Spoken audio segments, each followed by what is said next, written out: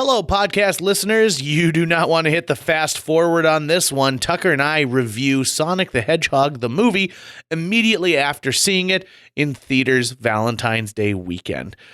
Spoiler alert, this is a very spoiler-heavy episode. If you never intend on seeing Sonic, you're going to enjoy it, and we saved you some time and money.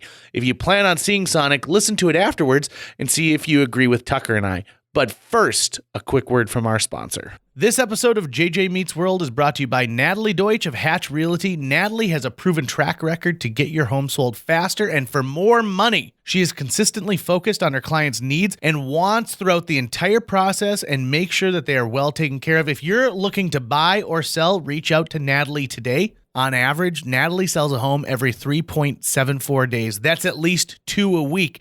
And last year, Natalie earned her clients on average over $4,000 above list price on their homes. And you don't have to take our word for it. Here's some of the great reviews Natalie has received. I was overwhelmingly impressed with Natalie and all the Hatch team. She was very responsive and responded to all of the emails within an hour. She gave great advice and encouragement from the listing and pictures, the offer, and all the closing details. The marketing team knew exactly how to promote my property, and I was pleased by how soon and easily my property received an offer. I was actually dreading selling my condo, and Natalie did such an awesome job that I felt like I really didn't need to do anything. The thing I most appreciated was that she really listened to what I wanted to do and respected my decisions. I would definitely recommend Natalie and all the Hatch Realty team. They made this process so wonderful. That was from Diane. So listen, if you're in the mood to buy or sell a home, give Natalie a call right now. You can reach her at 701-388-9338. Natalie, Natalie, at hatchrealtyfm.com, or you can go to livefargomorehead.com. That's livefargomorehead.com and find out some information. Huge thanks to Natalie Deutsch of Hatch Realty for sponsoring JJ Meets World. 1, 2, 3, 4. J.J. Gordon, sort of like that Indiana Jones, in that he's always sniffing out his next adventure. Yes, he is. He's always interviewing guests so he can have them on his show and they can talk about pop culture, arts, and leisure. J.J. has his flag unfurled and he likes his french fries curled, and he's fun and then he twirled as he goes to meet the world. He will march into the rain even if his ankle sprained. Take a peek inside his brain. This podcast is called JJ Meets World. Let's start with this. Podcast listener, welcome to our immediate after seeing review of Sonic the Hedgehog. The should have been 2019 film, but it is the 2020 film, opening Valentine's Day weekend. Let's start with this. This movie has set a precedent for fan outrage that is a real slippery slope that studios will be going down. Right. We kind of covered this a little bit, I think, during the Christmas episode when Greg was here, because it happened at the same time as also the Cats debacle. We're talking about unfinished CG or a fan hatred for bad CG. And of course, they both handled it a little bit differently. Sonic was well ahead of the release date.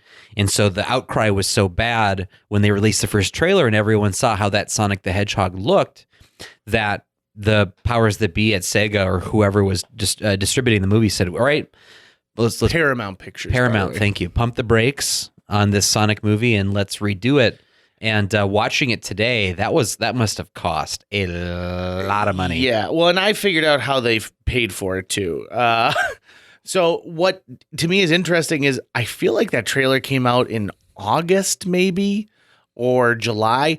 It was a very short window between when the trailer was released and then its planned Thanksgiving opening. It was last summer because I was still working at Discovery Benefits when it came out. I remember being at my cubicle and watching it.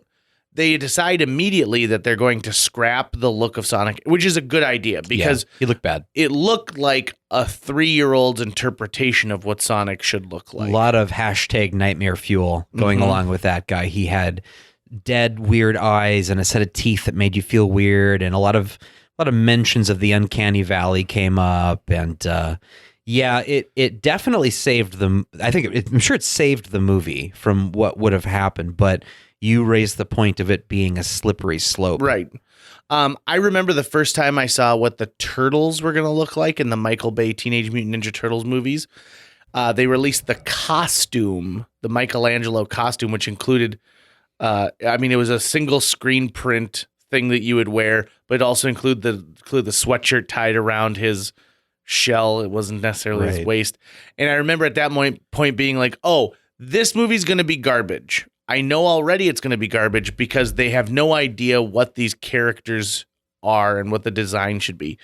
I think that anyone who directs a movie like this, an adaptation from a video game or something that comes from a 2D style, has the right to think about what this looks like in the world, but they should put into perspective, okay, what kind of a movie am I making? Am I going for hyper realistic and what these things would actually look like in a realistic world? Or am I going for something to elicit some feeling of nostalgia? What they did with Sonic was the right move. After seeing the whole movie, I couldn't imagine what it would look like if it was that other thing. Right. So, but it does now open up. So when somebody sees a production still from the Jetsons and they see what Rosie's going to look like, and they've given her a more like realistic idea based on like the Honda robot that we have today of what robots of the future are going to look like. And it was, no, you can't do that. No. I even think about what people would have done when the Flintstones was released. I thought of, I had a babysitter at the time who was just livid that Rosie O'Donnell was cast as Betty because she's like, she looks nothing like Betty Rubble. This is just awful. Like John Goodman looks so much like how he should as Fred Flintstone. Rick Moranis, Barney Rubble, great. But Rosie O'Donnell is no Betty. And, time has told us that movie did not become nostalgia and doesn't get re-released every couple of years and isn't something that TBS plays for 24 hours straight on Caveman Day. I also don't think that comes down to the Rosie O'Donnell casting. Oh, though. You don't think so? I don't think that's the thing that held it back. What do you think is the linchpin? I guess on Flintstones. I guess I didn't realize that it was being held back. I thought it was still beloved to this day because I love that movie. No, it's not beloved. And that's a time where you go back and there's Dino was CG from moment to moment, right? Wasn't he? No, a puppet and CG. He's both. Okay. Yep. So that was where like CG was first kind of jumping in at that level. And I think it worked because when you create a puppet and then a CG counterpart to that puppet, you're dealing with like a different color palette and you're not having to match something to be exact. Right. When it comes down to casting though, I remember thinking Carl Urban is Dr. McCoy for Star Trek. That's such a terrible notion. Why would you cast him? And then we see the movie and he's absolutely perfect. But at least in this scenario with Sonic, at first I thought, wow, this is going to cause a lot of problems for filmmakers. Mm-hmm. But I could also see the scenario where an executive goes, okay, we've got this movie and the lead character is the CG character who is beloved. And we know we've got a lot of render time that we have to do between now and the release.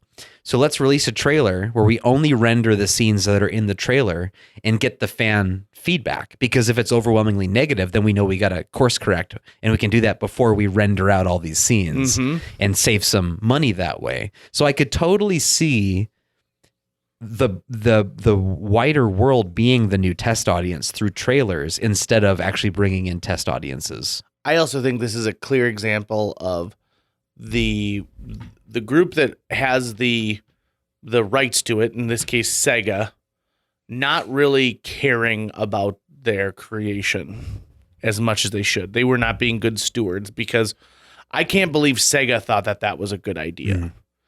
And Sega hasn't been burned yet by a Super Mario Brothers movie, right? A la the Bob Hoskins, John Leguizamo movie, right? Which is why Nintendo has become now so incredibly, tied to their product that they're not going to just let anything go out there for the sake of getting some dollars. I wouldn't be surprised if part of the issues with that Sonic design comes from, we hear these stories all the time about different people getting to wear the chef's hat when the movie's being made. and that oftentimes a lot of things come down to committee, and that when it comes down to committee, it's like, all right, well, Shannon likes the eyes in that mock-up, and Brian likes the hair in that mock-up, and let's just combine these things, or you're making someone happy, and you can get myopic too. You can have groupthink. It's hard to really know that design that we saw. Was that approved by the director? Was that approved by the art director? Was that approved by an executive who thought it was great? What happened that gets you to that point? That can be a real can of worms. It's so difficult, almost like a relationship. You can never really see inside of a relationship. It can be really difficult to see inside of a creative process, especially when there's that much money on the line. Right. That big of a dice roll is happening. So they want to try to mitigate any damage. Even when you could print money with something like an IP like Sonic, like even if it was a terrible movie, they probably would have still made maybe opening box office or something like that, right? Well, and all the merchandise that goes along with it, et cetera, et cetera, et cetera. And so I'm surprised that there's not a better way to shepherd that in where, you like the MCU, who is the person that you consider the godfather of the MCU? Kevin Feige. Exactly. And he makes sure that choices are being made on a higher level than just like, let's get some toys, let's get Thanksgiving, and let's, be done with it. And so this movie, to me, is a prime example of the power of the people, as well as a mob torch mentality. Because I think this movie could have had a 10% on Rotten Tomatoes before it was even released. Right. Based on fan outrage from it. Right. And who are you making it for? You're supposed to be making it for the fans. But I will also tell you this. Hollywood doesn't really care about the fans because the fans are already going to go see it. What they want is mom and dad to see this movie and get them to bring their kids out to it. Which happened, which we saw today. Our theater was, I would say, 4/5 mom, dad, and the kids. And then the other 4th Sonic fans. Right. Wearing a Sonic t-shirt, what have you. Right. So let's get fourth. I'm just doing the math here. So there's 4/5, and then there's another 4th. Well, 4/5, yeah, and then the other 4th, yeah. And then there's also an 18th. There's 1/18th of this crowd was a guy who fell asleep. We should contextualize, I guess, where we fall in that because we don't have children. We're not a couple, and we have a podcast that's due the next week. So there's some urgency there for sure. And then we weren't like with our Sonic t-shirts on, but Sonic, at least to me, I've been a Sonic the Hedgehog fan since I was in the 3rd grade when I remember seeing the ads for Sega Genesis and about how you could go so much faster than you could with a Nintendo, and it was black and it had these cool controllers that could go in diagonal. So to me, it's got an extra button. So the marketing completely won me over as a kid, and at that point I had been about a year without a video game system because my Nintendo had stopped working for some reason. And so my dad, being newly divorced, I'm sure wanted to be like, I got to get this kid whatever present he's asking for. But it was a Sega Genesis, and so I got the Sega Genesis for Christmas, and Sonic 2 was the game that was packaged with it. And I believe the game itself said not for resale on it. Which was a bold move on Sega's part. Right. I don't know if that would have actually really stopped much of anything, but no, and I... You know what I heard back in the day, though, was retailers were pulling that out and of Nintendo.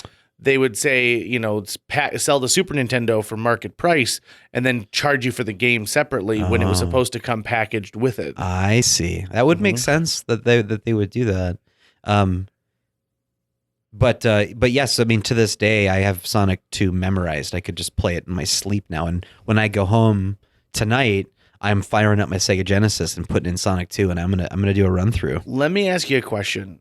What is the first level on Sonic 2? Do you remember what it's called? Green Hill Zone. Is it Green Hill Zone, right? I'm pretty sure it's Green Hill Zone. It's not Emerald Hill? Maybe it is Emerald Hill. I've always called it Green Hill Zone. Because both Sonic 1 and 2 start in a very similar opening level. So I think that's what it's called, but I could be carrying that over from Sonic 1. The setting of this is Green Hill, Montana.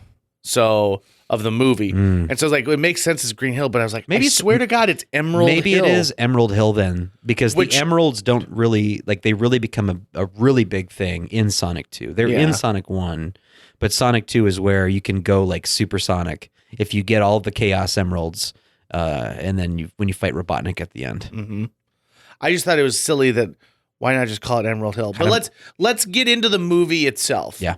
And contextually, I also had a Sega Genesis. I played Sonic. I enjoyed it. In fact, I don't remember ever playing the first Sonic. I remember vividly playing Sonic 2. Yeah, I went straight to Sonic 2. I remember being ecstatic when it was like Sonic and Mario Olympic Games, when Sonic got brought into like the Nintendo universe. I love that. Did you play Sonic Pinball? Sonic Spinball? Yeah, I loved it. I was big into that. And then I also loved when they came out with Sonic and Knuckles, which was a cartridge that you could plug in an old Sonic cartridge at the top of it and then play your old Sonic game, but as Knuckles. So when you play Sonic 2 as Knuckles, suddenly there are all these areas that were not even accessible at all before. So you get to re-explore the game. I thought that was pretty mind-blowing at the time. The movie itself opens with a city battle going on where you pretty much are seeing the lines, the trail lines of red meaning Dr. Robotnik, blue meaning Sonic. Another change from the trailer. Yeah. From the opening trailer. Sorry to interrupt. And then all of a sudden, freeze frame on Sonic. You get a voiceover from what would we call this? Ben Schwartz. Ben Schwartz. Yeah. What would we call this trope? This, we're starting in the middle of the action. Let me back up with my story. Yeah. That's a trope. It happens so many times. It's lazy writing is what it is, in my opinion, because it sets up where they're going to go. So you know that it's all filler in between. You hear the character go, wait. Let me start at the beginning. Yeah. Every time they... Open titles. Every time they try and give you like a MacGuffin, and they do that in this movie. At one point, you think Sonic is really hurt or dead, and then you know that that's not true because he's got to have his giant face off at the end of the movie. At no point did I ever worry that he was actually dead. That happens like 3 times in the movie. Right, it's and always. At no point was I going, Jesus, that would have been a ballsy move. Had they killed Sonic halfway through, and then it's just about James Marsden trying to like hold this world together. James Marsden. I would watch that guy read the phone book. Yeah. I love James Marsden in everything he's in. I think he's really funny. He's one of those people that he's so pretty. Yeah. That you would judge him if you hadn't seen him before and gone, what can this guy do but be pretty? Not only is he a fantastic dramatic actor, but his comedy is killer. Killer. He's a guy who I'm surprised I'm not seeing in more stuff. Right. And I don't think I ever heard him talk about Sonic at all. Right. Like, be like, the fans decided to change it, meh. I mean, he's been dealing with having to do fan service since he was Cyclops. Right. In X-Men. Right. So this guy knows how to play close to the chest too, I think. Right. And I'm pretty sure, I believe I'm correct, that originally it was Paul Rudd in this role before James Marsden. Which would have been very interesting. Would have been awesome, although James is great as well. Yeah. I feel like a lot of the dialogue that's written for James Marsden in this feels very Paul Ruddish. Yeah, I could see that. There's moments where I don't like Ben Schwartz. So really, having him as the voice of Sonic kind of bothers me, although he does get the cadence of the animated Sonic from, kind of that wisecracking, like, whatever, guy. And I wondered what the voice actor thought, the guy who has played Sonic for like a billion video games and cartoons, what it felt like to not get this. Be like, what do you mean I'm not Sonic in this as well? Well, we want a different voice. Because we're going with an entirely different mock-up of his body, so we thought it would be better. We needed someone with some name value. That guy from Parks and Rec? Chris Pratt? No. The other one. Nick Offerman? No. The other one. Aziz Ansari? No. The other one. You'd go down a few more people before you get the guy who played Amy Poehler's boyfriend? No. We couldn't get him either.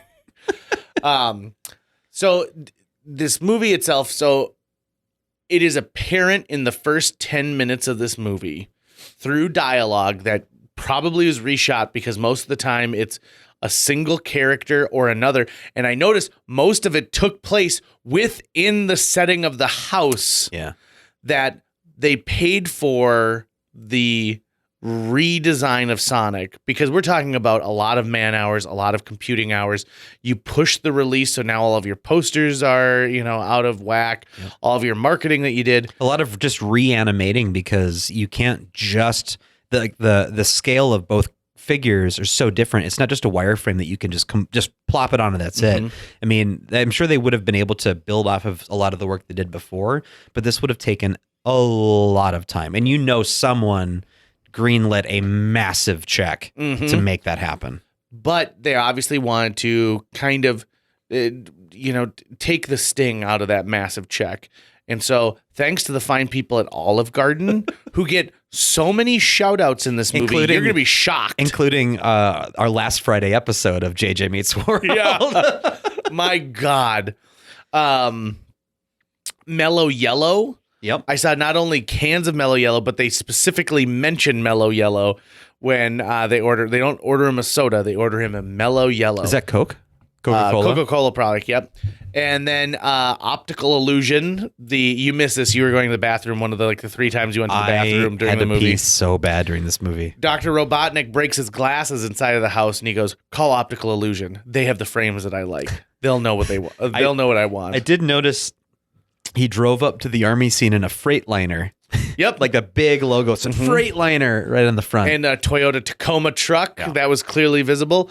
The other one that I thought was, okay, guys, enough, is at one point, James Marsden's character wants to leave sleepy Green Hill, Montana, and move to San Francisco to be a big city cop. And part of that is he comes home and his wife says, "I've been looking for apartments on Zillow. Look." And then they show a computer screen with the Zillow logo. And I think it was like $2,600 for a 1-bedroom apartment. So that sucks. Sorry, San Francisco. I wonder if they do the same sort of level of marketing placement in the second movie, because it's successful enough, there's going to be a sequel. But usually that product placement money is, for mitigating risk. You don't want to put as much of your money on the line to you can get a bigger star. Get a bigger star. Of course, they had Jim Carrey, who's one of the biggest stars on the planet, but I wonder if we see the same level since the movie's successful, and if they just parlay that success into the budget or not. Can I ask you something? Yeah.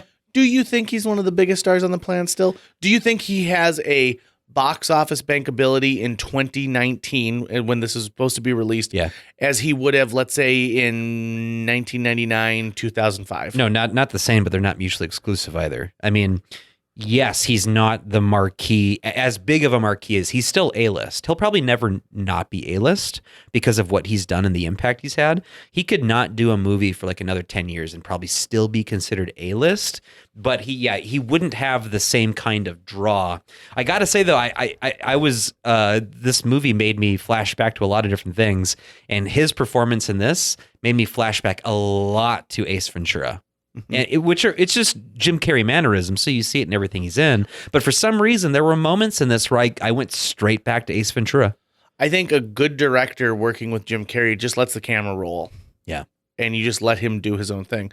Now, I'm going to disagree with you that I don't know if I think of Andy Rooney, right? Mickey Rooney, excuse me.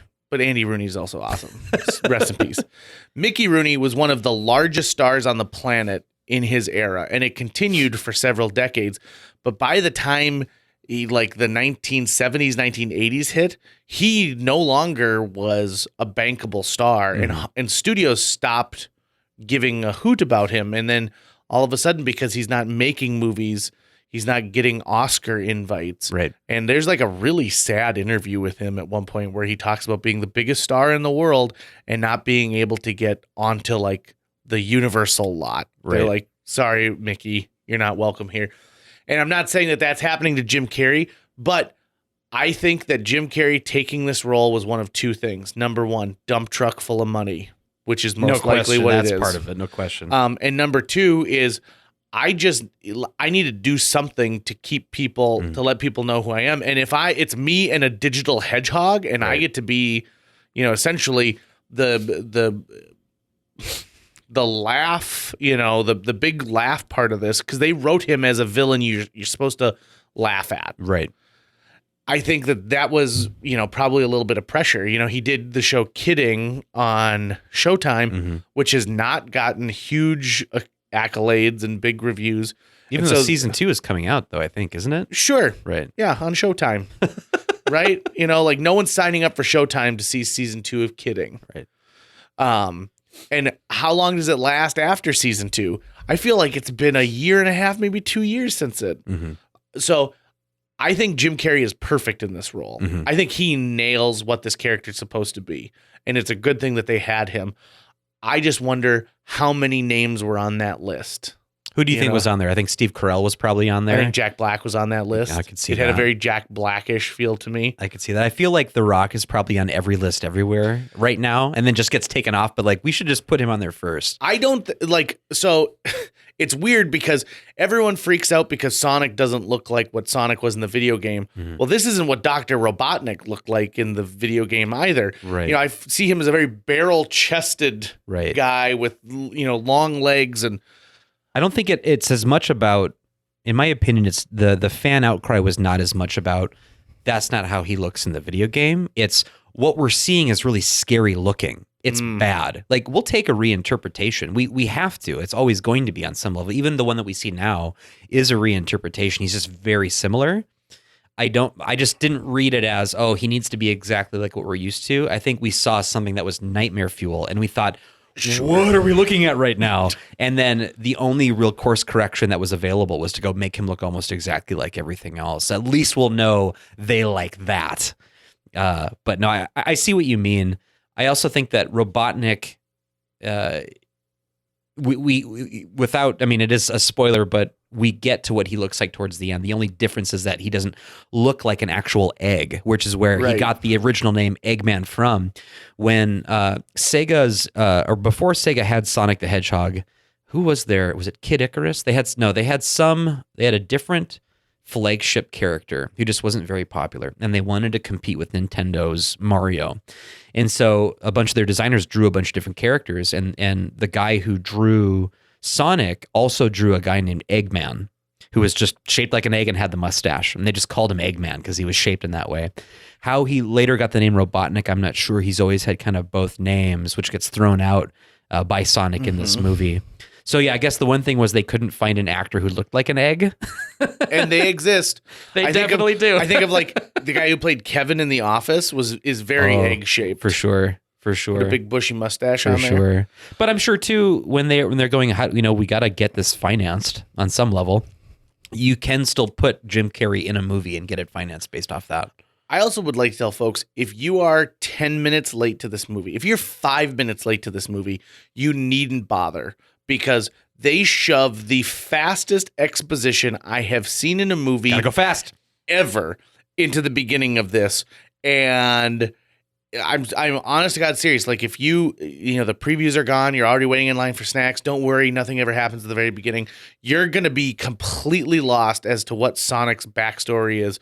Not that it matters, because it's a bad backstory. I felt comfortable getting up 3 separate times to pee during this movie. But that my rule when I go to movies is I don't drink soda if I'm worried about that happening, because basically you always just get a large soda and that's going to run right through you, and you're going to have to go bathroom real bad. And so for Avengers Endgame, I made sure not only did I not drink anything there, I didn't drink anything that day until I was there. For this movie, I thought, I'm totally cool with getting up and stretching my legs and going to use the bathroom. There is there's an app called Run Pee, and it's an app that tells you the best times to go pee in a movie if you have to. So, for example, if you're watching the movie 1917, Run Pee suggests that, let's see, press P times. Here you go. Oh, it recommends 39 minutes in that you can go to it. So there's a great opportunity for you to download an app that'll let you know when you should go to the bathroom. I sure hope no one starts that for like local theater here in Fargo. And when Tucker takes out his sword as Hamlet, that's when you should. The play's just about over at that point. At least we build in intermissions at the very least. When are we going to realize that like we're so body comfortable with each other that we're going to allow people to just start urinating in the seats that they sit in? Hopefully next year at theater. Fingers crossed, it'll movies. Happen soon. Yeah, right. I almost never go to the movie theater anymore. We already covered that with the Scotty Nolan and Greg Carlson one, but if we weren't deciding to turn our review into an episode of JJ Meets World, you would never have gone. I would have not seen it in the theater. I would have waited until it was available outside. I was surprised you were willing to do it, to be honest. Well, it sounded fun. Oh, it good. was fun. I had a great time. I love going to see movies with you, Jage. You know, Tucker and I, for a long time, saw movies, and we picked the whatever was kind of playing, and we saw a lot of movies that people consider super shitty. But do you remember our reaction to Looney Tunes Back in Action? I was going to bring that up because that movie has my favorite moment of product placement in it when they go to Walmart and they're talking about how amazing Walmart is. It's got all this great stuff at Walmart. That's product placement done right. Pointing at it and making fun of it. Steve Martin plays this bizarre CEO character in that movie who's like, "Hello, Margaret. Would you like to do some kissing?" That was the only line of his that we kept repeating all the time. But back to Sonic. I told Tucker in the car ride back, I said, listen, the one part of this movie that I really am calling shenanigans on, which is ridiculous, is they're supposedly have driven from Montana. So even if you're on the western edge of Montana, from there to San Francisco in what is the equivalent of a day and a half, but while also stopping for several hours at a bar and a hotel room overnight, and being wanted international terrorists. Right. So I find that to be the only part I'm going, no, I don't find that very believable. I would have loved it if Sonic was having kind of a mental breakdown about how slow they were driving. Because like he could have been there in 2 seconds. He would have been in San Francisco. Right. But because he has to go with James Marsden for some reason, they have to stay in the truck the entire time. I told some high school kids a couple days before this opened, I said, why would you take a movie that is about a creature that goes so incredibly fast and then slave him to a truck for half the movie? It doesn't make any sense. Right. Well, how's the human going to move? I guess that was how are we going to get why not a Paul Rudd / James Marsden? Why don't we get a series of humans that they interact with, a la Big Bird and Follow That Bird, all the way back to the first episode of JJ Meets World? That is a perfect road movie, and this could have been a great road movie. Right. We actually also talked about, because James Marsden's character, he's married. We should look up the name of the actor who he's married to. I'll look it up here real quick. She was fantastic. But we both thought that, actually I have my phone's off at the moment. I got it. We both thought, though, that as much as we love James Marsden, we actually liked her a lot more. And that they could have combined those two characters into one person. Easily. You know, and that could have been maybe more resonant and more fun. Her name is Tika Sumpter. She's also in the movie Ride Along. Yeah, Ride Along right. 2, The Old Man. That's right. So she's got quite a background going Shout on. out to Tika Sumpter, who I'm sure is a massive fan of JJ Meets World. She probably is listening. Yeah, but she is awesome in this movie. James Marsden is awesome too, but just for the sake of simplifying everything so you can spend more time with the Sonic and human relationship, you could have combined those two characters into one and just had one or the other actor play them. There's no kid essentially in this movie. Right. Usually you would team this up like with a kid, right? Would be the Sonic's like Sonic is foil. essentially the kid, but Sonic is the kid, which is an interesting turn, and they really lean into that at the end of the movie. That like he has a home. Kid. Like he's got spoiler a home. alert. He has a home. It ends happily. It's a movie for children. Tucker and I both thought the same thing, and Tucker, one of the first things Tucker brought up is they really throw some like a nice piece of shade at Mario. Well, okay, so just to recontextualize that though, I was not reading it as shade. Oh. But when I meant, so in the movie, right away or at the early on, he talks about how he's got these rings. If you play the game, instead of coins that Sonic grabs, he grabs rings. And so they use the rings to a really cool effect in the movie where they're transports to other worlds.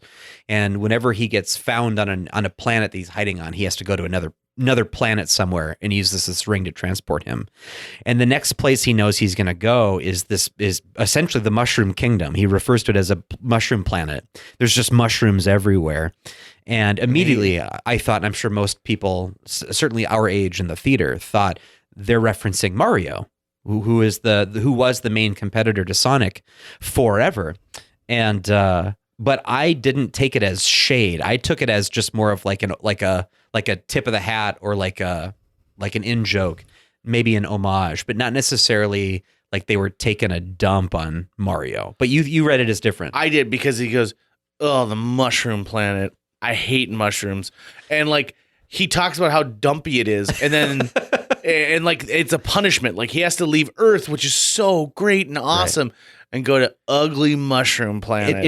It maybe what we were seeing was the years after aftermath of the world we saw in the Super Mario Brothers world, because it's covered with fungi everywhere, and they're these spindly looking mushrooms. Maybe what we're seeing is that world, but like eons in the future.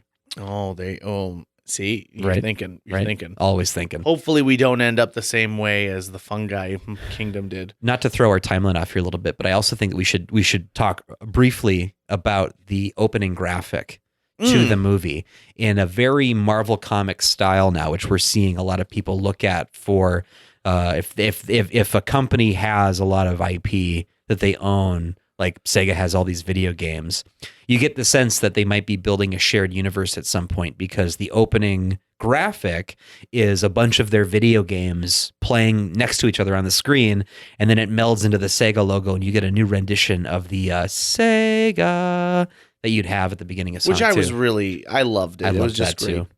It also makes you think, like, you're looking at this and you're trying to spot all the great games. And you're like, oh, I played that one. I played that one. I played that one. I played that one. There's Golden Axe. There's Streets of Rage. There's Earthworm Jim. Oh, my God. I think, Sega has obviously wanted to get into the motion picture world, I think, for a long time. Right. And they're bold going in straight with Sonic, right? Rather than testing the waters with another, maybe not as well-known IP, but getting a company to make it just so that they can kind of get the feel of how Hollywood works. Mm-hmm.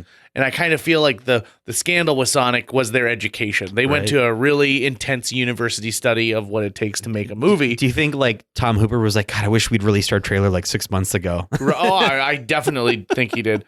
Or, is saying to himself, he's like, well, I look forward to seeing everyone next week at my hot dog cart. It's good to know you. This movie, start to finish, was not the dumpster fire I expected it to see. It sounds like we're coming off really negative, but we both, I think, really enjoyed the movie. Yeah. I had a fun time. The product placement itself, I think, is rather amusing, the way that they put it in there. Jim Carrey is funny in this role. He's got a line about breastfeeding that Tucker and I lost it at. That was pretty good.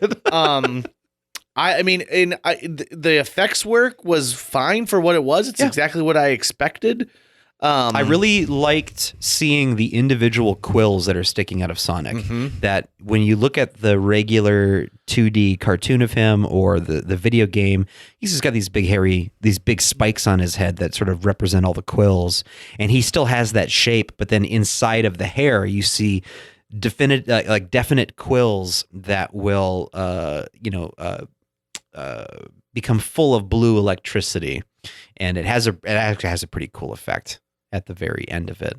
I think this movie can be just as amusing to a parent as it is to a kid. It's a movie where if you are taking your niece and nephew, don't dread Except for that lady with her adult son that was sitting behind us. Yeah, and I feel bad for that woman because she does not care about Sonic, but her son wants her to know everything desperately about Sonic. Yeah. It's like when my mom went with me to see The Incredibles. Uh-huh. I had a delayed flight out of Phoenix, and my mom was staying there with my grandpa for a while. And so when my flight was delayed, she's like, well, what do you want to do? And I said, I want to go see The Incredibles. So she went to it, and she goes, I said, what'd you think? She goes, I loved watching you watch this movie. And I said, yeah, but what'd you think? She goes, I hated it. Because she's like, I don't go to cartoons. I have problems watching movies with both of my parents. It's never together. It's always separately, and they both have really annoying habits. My mom talks to the people on screen, especially if the tension is rising. Oh no, you idiot! Don't go in that room. Oh, what is he doing? What is she doing? Oh my God! And when she gets a jump scare, if you're sitting next to her, she'll claw your leg. Ooh. Which is what happened to me in both Jurassic Park and The Lost World. Sitting next to my mom, she cut my leg both times with her claw. My dad is tough to watch comedies with because when a funny line happens, say, "Hey, there's a fish in my cup," he'd go, he said, there's a fish in my cup. Ha ha ha. And he'll just repeat back the line to all of us and the audience and then laugh really loud. So I usually I never really go watch stuff with them anymore. Mm-hmm. I just can't do it. You're a good movie watching companion. Oh yeah. Okay. Well, I like to keep it kind of quiet. My problem is that I've settled into this like hard breathing, like, and so every now and then I've got to have someone remind me like, hey, you're breathing really heavy. But it's because I'm so focused on what's going on in the movie. I'm not focusing on like my social cues. Right.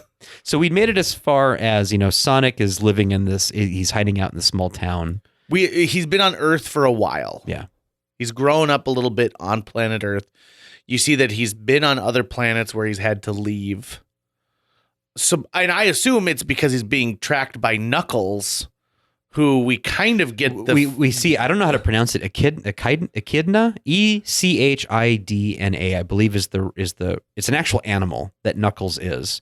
You never see Knuckles per se, but yeah, you see in the opening scene clearly the tribe that he belongs to. Yeah, are chasing after Sonic. They want the power. They want the power, which we never know the source of it. It is mysterious, and hopefully we don't get like a Star Wars midichlorians reference at some point that takes it away. But it's seemingly unlimited, and so people who would use that for nefarious purposes are chasing after Sonic.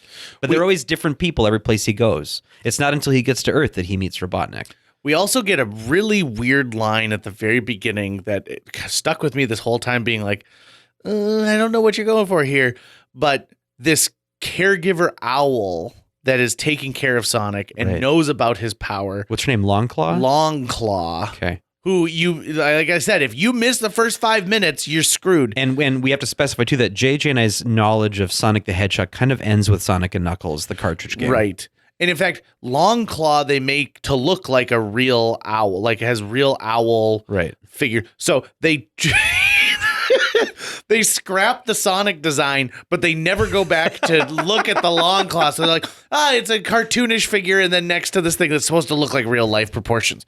So, but Longclaw, at one point, he compares Longclaw to Obi-Wan Kenobi. Right. And so I'm thinking like, wait a minute. So are you Sonic Anakin or are you Luke? Right. Like, which one are you in this illusion? I thought you were going to say, how would he know who Obi-Wan is if he's always been on that planet? But we're getting the narration after the fact. Good old voiceover, which was it his guy's name Bruce McKee. He's a screenwriter, but he wrote Screenwriting for Dummies. He hates voiceover. He thinks it's a lazy method for getting your characters' wants and needs out there. You know what's also lazy? The fart joke that's in this movie. And the thing is that I love me a fart joke. And I actually appreciated this one too, but for a different reason. Because it's a kid's movie, you're going to have a fart joke at some point. Hopefully. Like, kids love that because we love that. Mm-hmm. But usually it's going to end up with some sort of like, it's, they're in polite company, or like someone pulled his finger, or he stepped in doo-doo, or he ate something that we're seeing the immediate aftermath. This Sonic basically drops a fart the way you drop a fart, JJ, which is you wait for silence, make cold eye contact with the person in front of you, and then just drop it unapologetically. Yep. There's no lead up to it. Then most kids' movies, there's a moment they're like, everyone get down, and then the fat kid farts. They prime you that the fart joke's coming. In this movie, it comes out of nowhere. They're having a conversation, and all of a sudden it cuts to Sonic, and then he lifts up his leg and he farts. Just does it, just out of nowhere. And it's not even a fast fart. It sounds like a normal human level fart. And it never comes back into play again. No. And Marsden even is only like somewhat annoyed by it. Like, oh, nice. Like, oh man, that stinks, buddy. Thanks for that, man. Right. Thank you for that. The movie itself, to me, kind of comes to a screeching halt during the last battle. Robotnik figures out that he can harness part of the power from this quill. Now, when his machine is doing this kind of overview of it, it says that the quill's energy is unlimited. Right. So why doesn't he just keep the quill? Why is, like, why doesn't he use that to build up his giant army? Yeah. Does he really have to antagonize Sonic anymore at that point? Also, by the way, we should say this. Robotnik's character is working as a member of the U.S. government. Yeah. So it's the government coming after you this whole time. But he's feared by generals who are like, oh, you're going to bring that guy in. Oh, why are we bringing that guy in? Right. I don't like the fact that they talk. He's got, an untarnished record and stuff like this. I wanted them to give me examples of like when he went too far with something. Right. He's struggling with a Napoleon complex. and he was clearly bullied as a child. He's very hung up on letting everyone know. He's almost like a malevolent Sherlock Holmes, but in a much more childish setting. And anyone who he considers to be inferior intellectually, which is absolutely everybody, including his assistant, they're just the enemy. And so it's weird. It's weird that he would then pick on the little guy after all that. It's hard not to watch Jim Carrey every second he's on the screen and just look at every choice that's great.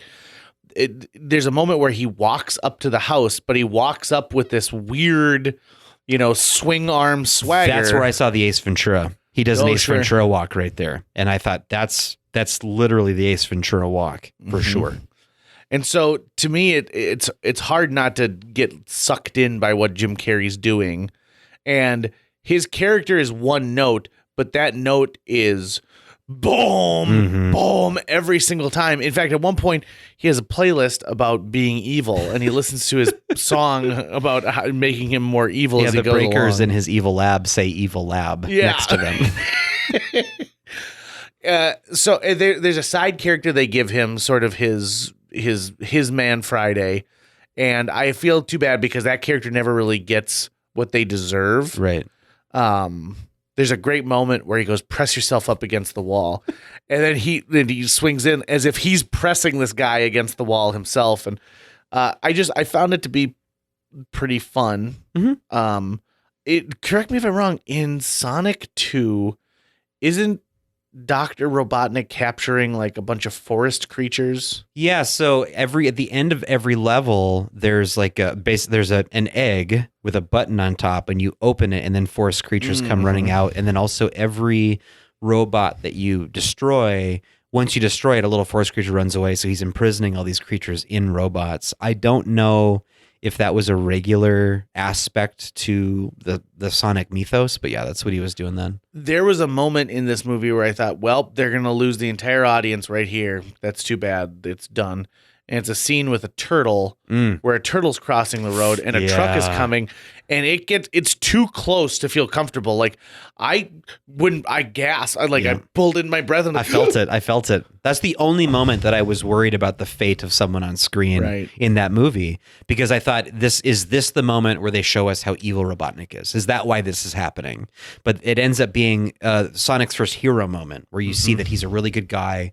And he's gonna, but I also felt bad for the turtle, because how many miles away from that spot did he take the turtle? Yeah. And did the turtle, maybe the turtle's like, dude, I was almost home. And now I'm way further away from my home than I was before.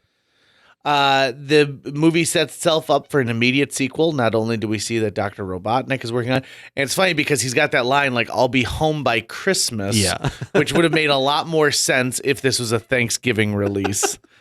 They should have amended it to like, "I'll be home by President's Day." He's got probably a year and a half now. Which Christmas is he talking about? Probably Christmas 2021. And then I don't think this is a spoiler for anyone, because you're going to assume they're going to make a second one. They introduce the character of Tails in a mid-credit sequence. I fanboyed out during that. I really, really did. Sonic 2 was my first Sonic game, and I loved Tails right away. I remember friends of mine hating Tails, thinking he was annoying.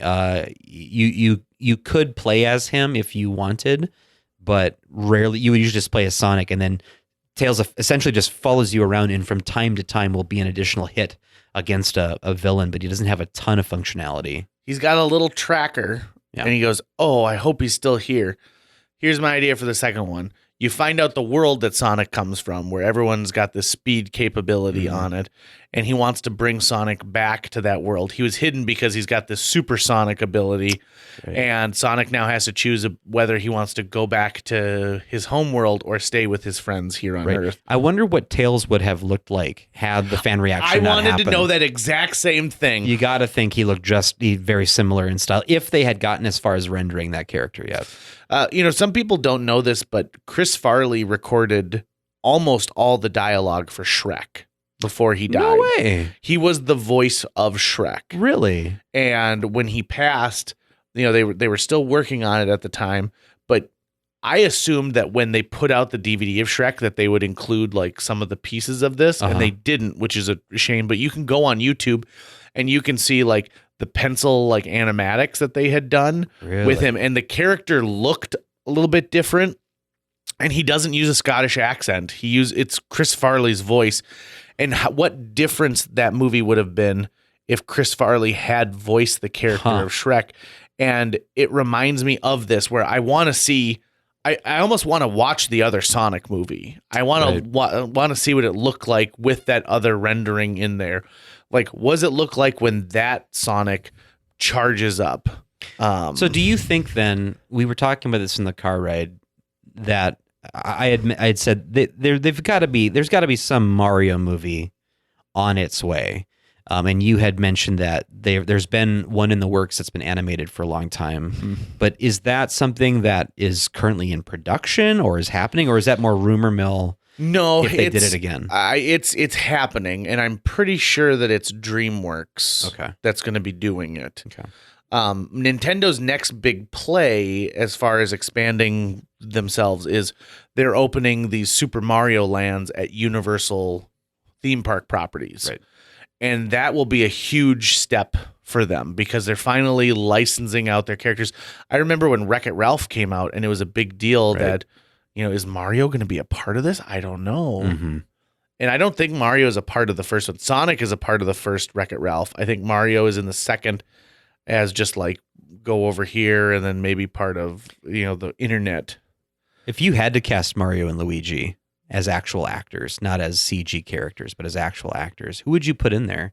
Because Bob Hoskins was an amazing choice. Right. It just was a bad movie that he was in. Yep. But he would have been amazing as Mario. In a Mario of like the world that I think of as the Mushroom Kingdom and not just like a shitty version of New York.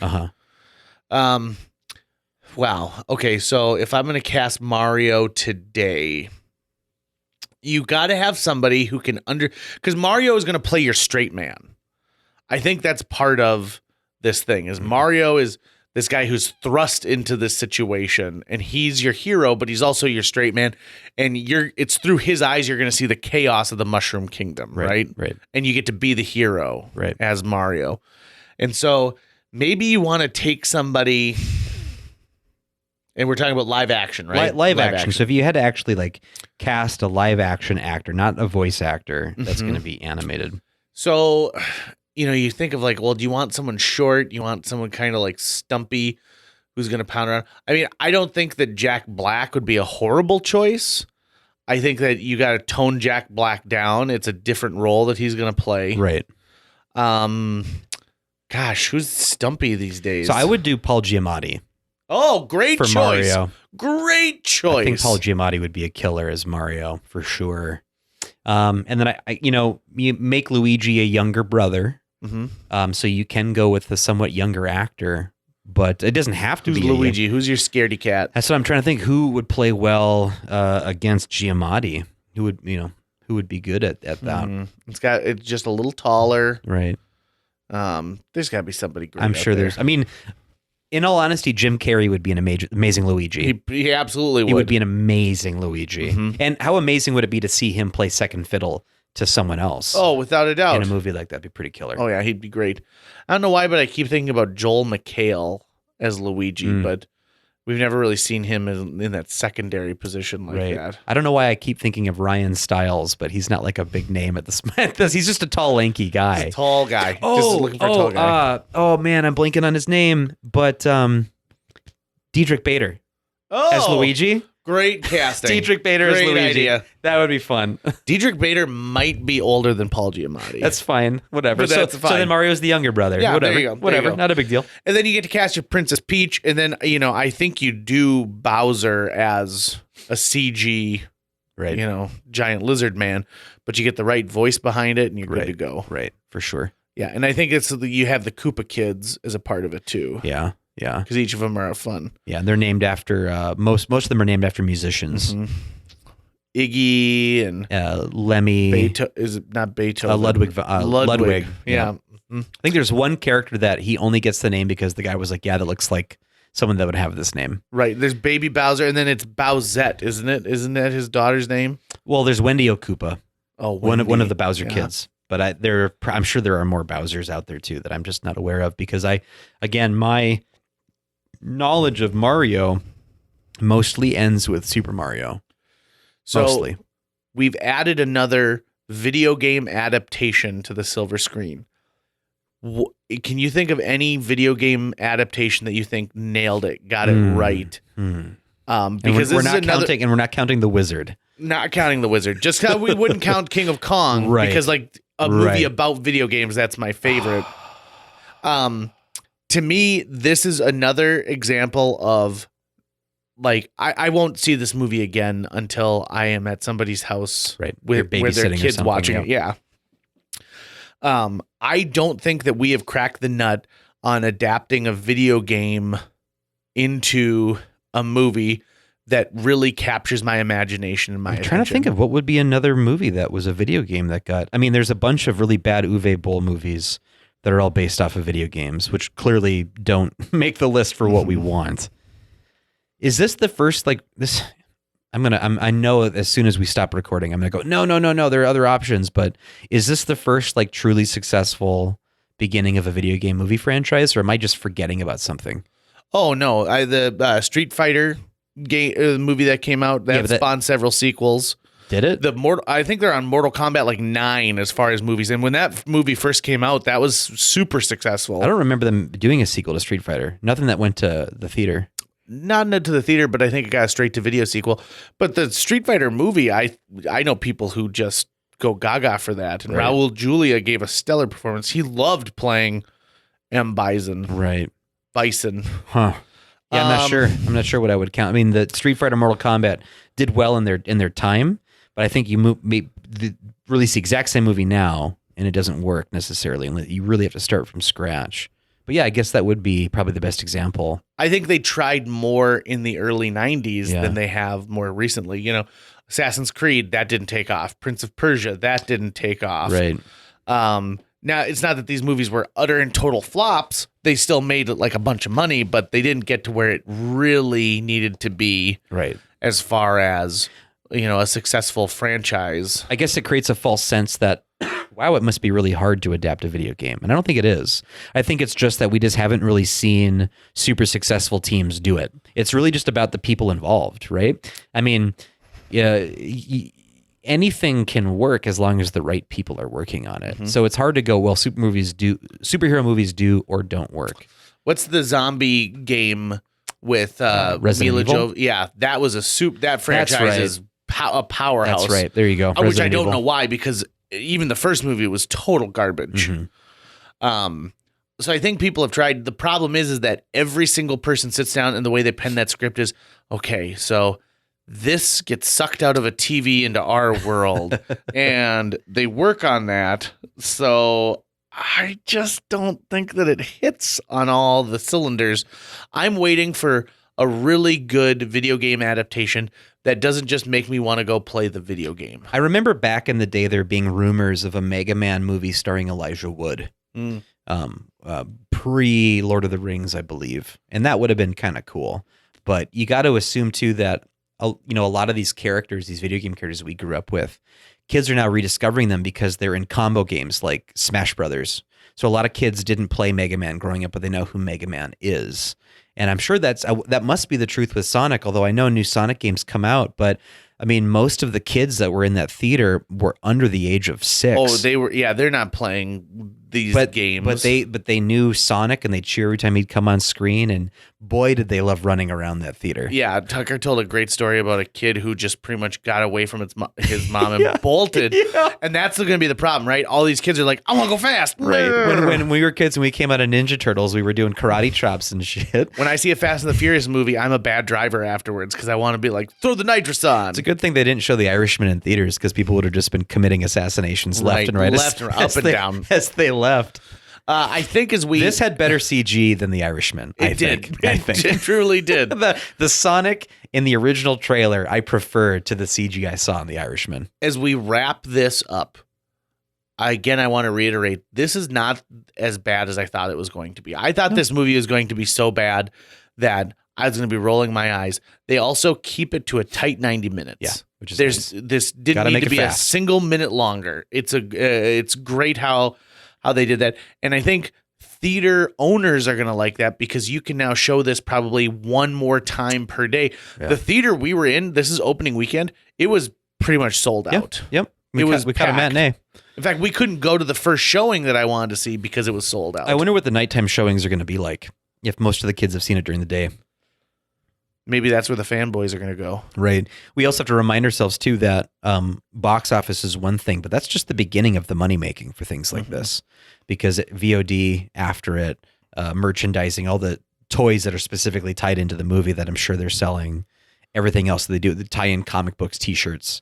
Like, this thing, movies only have to be so successful at the box office, right? Which I'm sure is part of the story with the Resident Evil franchise. Is that you throw that movie out into the theaters, you probably make your nut just by a little bit, maybe, but you know that all the VOD after the fact is where you're going to keep making money in the long term. Right.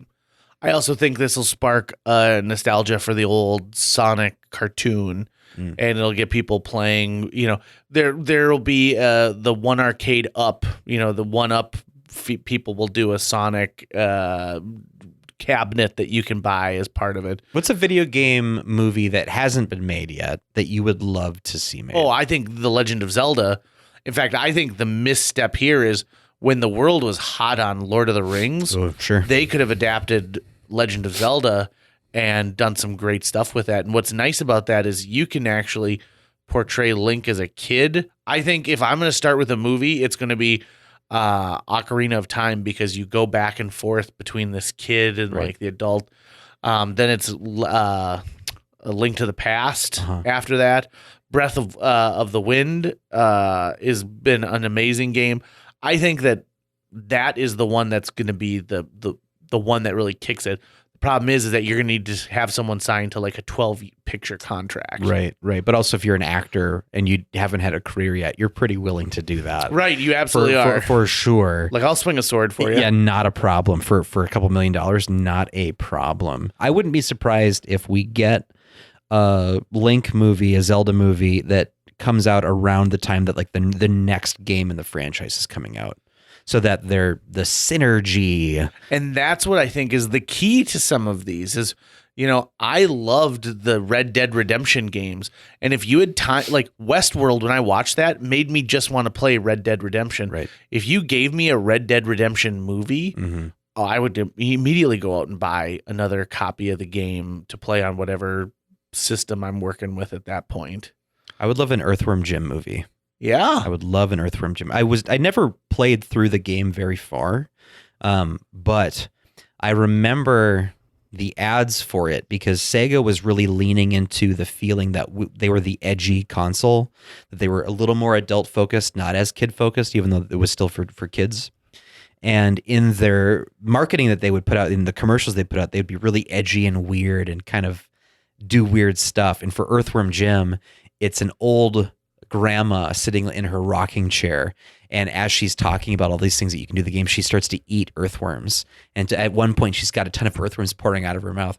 And I remember my mom going, "That's disgusting." And the moment my mom said that, I was like, I really want to play this game now because if my parents think it's gross, it must be awesome. But that was, that was a gross out game. There was some pretty wicked stuff that goes on in that game. That'd be pretty cool to see. I think Donkey Kong Country could be ripe for a video game adaptation. Part of the problem with adapting some of these games, though, is back in the day, they were like, well, this is really hot in Japan. So ostriches, really hot in Japan.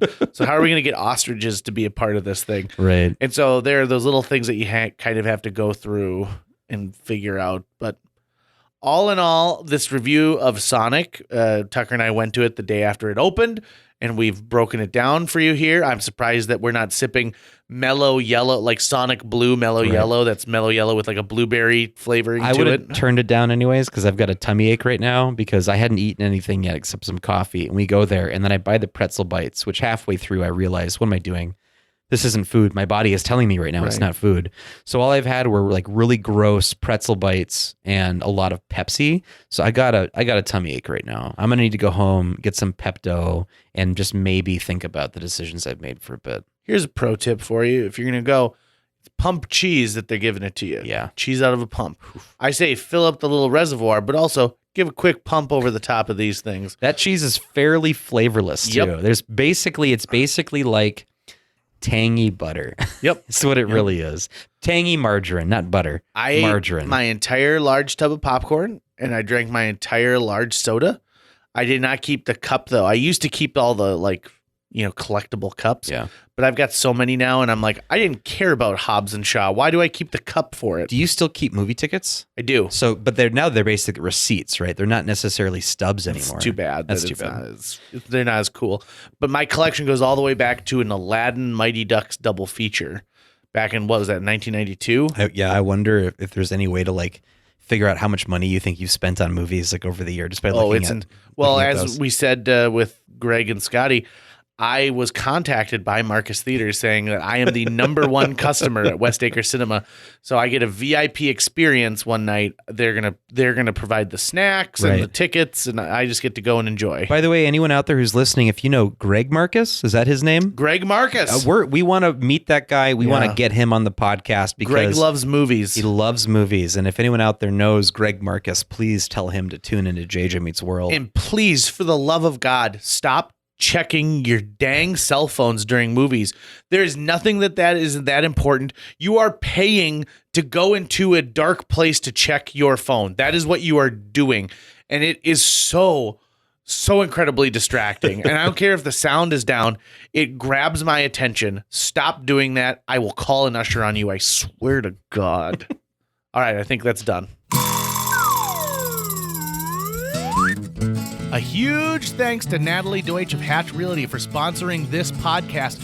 Folks, if you're looking to buy or sell a home, contact Natalie Deutsch today because Natalie Deutsch is not only a previous podcast guest, she's somebody who's going to care enough to sell your property for top dollar. She's also going to find you the best price possible if you're purchasing a new home. Last year on average, Natalie earned her clients $4,000 over list price on their homes and sold them faster than the market average. On average, Natalie's selling a home every 3.74 days. That's 2 homes a week. Those numbers don't lie. Find out why Natalie is one of the top agents in this entire market. Get a hold of her today, Natalie at hatchrealtyfm.com. You can also call 701-388-9338 or go on to livefargomoorhead.com. That's livefargomoorhead.com. Read all of her amazing reviews and then listen to her episode of JJ Meets World. Thanks again to Natalie Deutsch of Hatch Realty. That's going to wrap it up for today's show. If you enjoyed this episode of JJ Meets World and would like to help us continue to produce 2 new episodes every week, you can donate to our Patreon. Check out patreon.com/JJ Meets World and donate today. Even as little as $1 a month can go a long way. Visit our website at www.jjmeetsworld.com or hit up our social media. We're on Twitter, Facebook, Instagram, all the sites the kids are using these days. If you'd like to stay up to date on new episodes of JJ Meets World, you can find us on iTunes, Google Play, Spotify, Stitcher, iHeartRadio, YouTube, or wherever you consume the podcast that you love. JJ Meets World is produced every week by Tucker Lucas. You can find out more about Tucker's work by checking out www.moonbasemaria.com. If you want to get in touch with your host with the most, go to linebenders.com, and you can find direct contact info for JJ. I think that if Jim Carrey were to come to my house and say, listen, I got to get away from the paparazzi. Can I stay here for a little bit? I would say, okay, but I would say, listen, don't mention the Majestic at all.